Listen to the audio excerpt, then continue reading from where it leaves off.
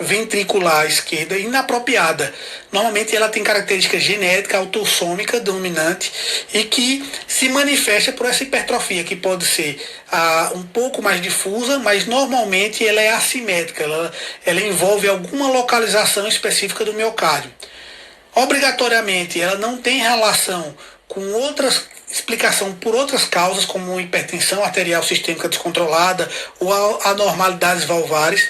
E a gente começa a suspeitar dessa cardiomiopatia hipertrófica naqueles pacientes que não possuem motivo para ter hipertrofia ventricular e apresentam ao exame ecocardiográfico um septo maior do que 15 milímetros. Ou naqueles pacientes que já possuem algum parente com cardiomiopatia hipertrófica, já possuem um septo entre 12 e 15, a gente já começa a suspeitar da cardiomiopatia hipertrófica. A cardiomiopatia hipertrófica tem algumas particularidades e ela é bem emblemática. A gente vai iniciar agora uma imagem de uma cardiomiopatia hipertrófica, aqui numa imagem de uma incidência, numa incidência paraesternal eixo longo, em que a gente vê o ventrículo esquerdo, o átrio esquerdo, olha o tamanho desse septo, que é um septo gigantesco, normalmente são acima de 20, de 30 milímetros. No paraesternal eixo curto, observem aqui o septo como ele é largo, como ele é grande, desproporcional à parede posterior. Muitas vezes essa hipertrofia pode causar obstruções dinâmicas. A válvula mitral é aspirada, causando obstruções dinâmicas da válvula. Aqui percebam, o movimento anterior sistólico da válvula mitral.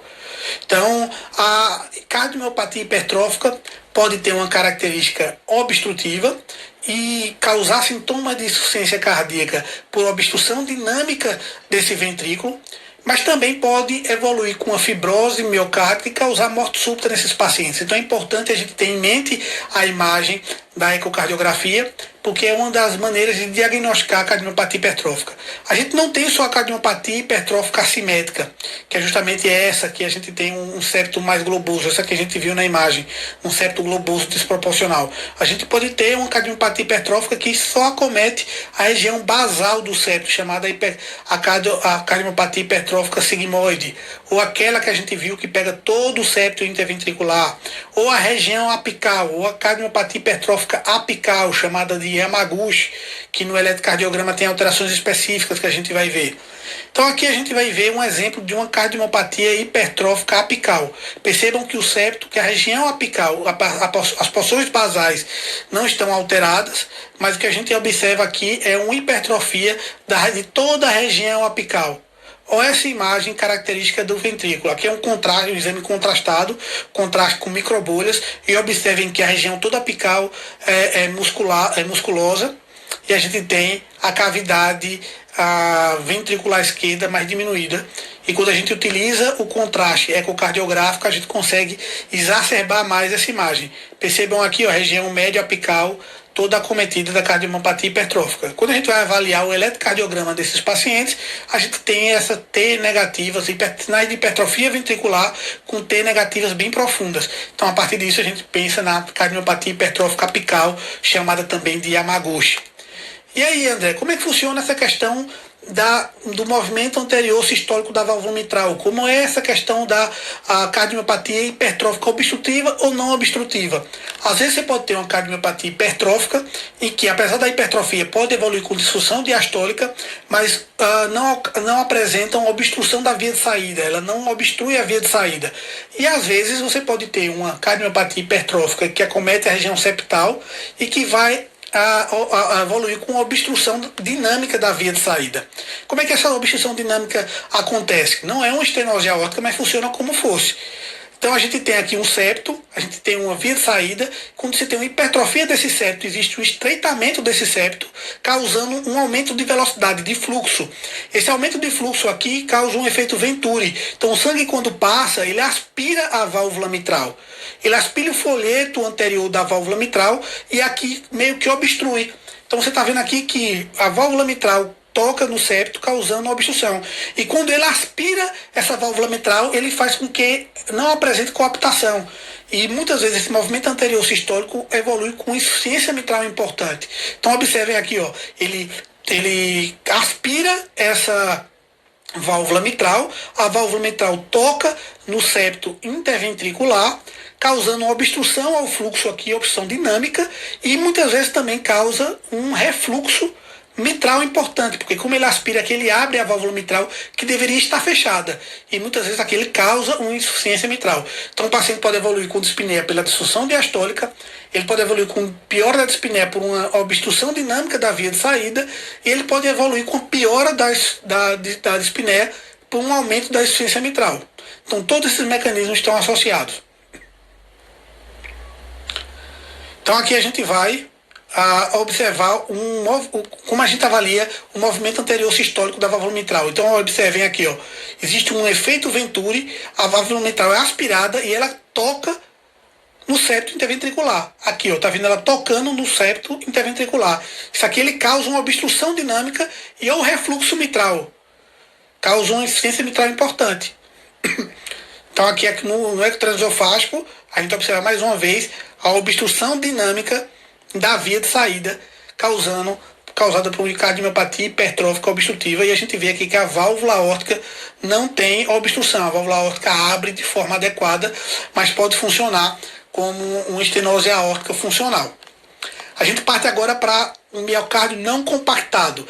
O miocárdio não compactado, na embriologia, nós temos um miocárdio normalmente não compactado, mas com o passar o amadurecimento do nosso ventrículo, a área não compactada se compacta e a gente evolui de forma normal. Alguns pacientes podem evoluir com não compactação dessa área. E a gente dá o diagnóstico quando a gente mede a área compactada e a gente faz uma relação da camada não compactada com a camada compactada maior do que 2 na sístole final.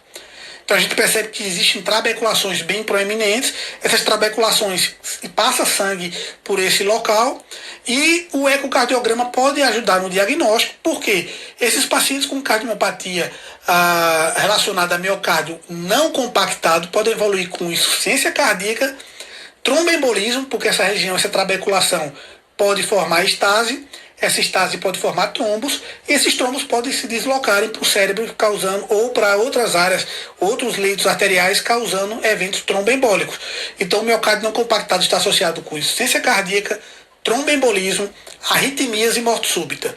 Então qual é a imagem do miocárdio não compactado? Percebam aqui, uma área esponjosa de miocárdio todo não compactado, várias trabeculações.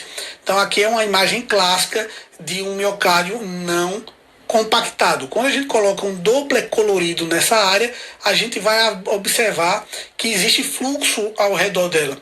Então, quando a gente faz uma relação entre essa área não compactada com a área compactada maior do que 2, a gente suspeita de um miocárdio não compactado, e muitas vezes esse paciente vai para uma ressonância para confirmar o diagnóstico.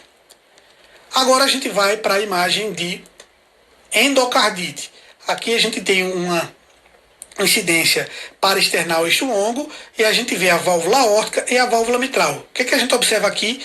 Uma imagem filamentar no folheto mitral, na cúspide mitral, quando é na mitral, ele tem essa vegetação, que é um filamento, tem uma movimentação meio desorganizada, meio aleatória, como se estivesse passando uma bandeira em uma sobrecarga, uma carga de vento, fazendo com que essa bandeira balance.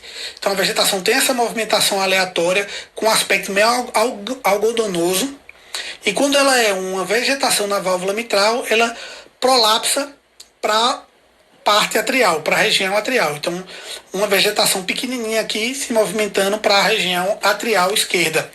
Vegetação.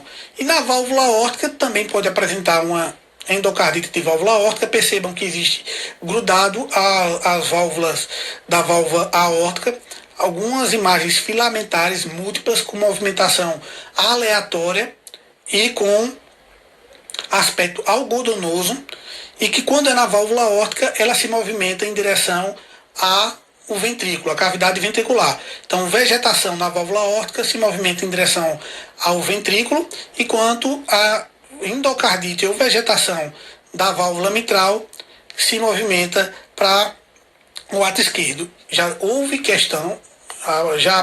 ocorreu uma questão que mostrava